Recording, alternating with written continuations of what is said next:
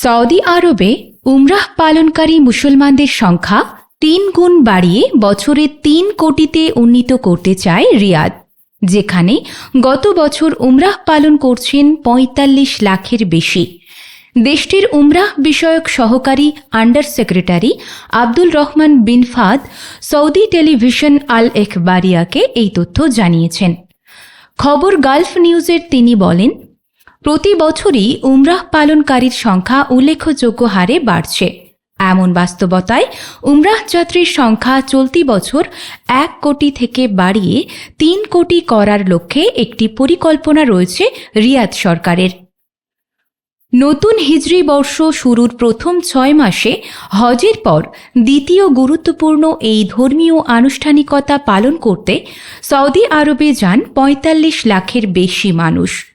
নতুন হিজরি বর্ষ শুরুর পর থেকে ৫ই ফেব্রুয়ারি পর্যন্ত প্রায় ৫০ লাখ ওমরা ভিসা চালু করা হয়েছে।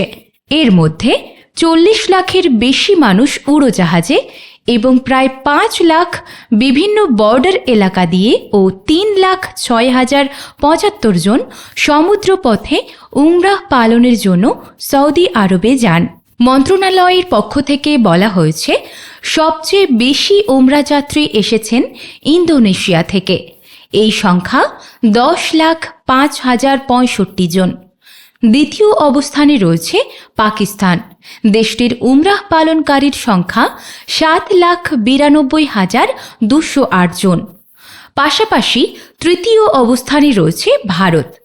দেশটি থেকে উমরাহ যাত্রীর সংখ্যা ৪,৪৮,৭৬৫ জন।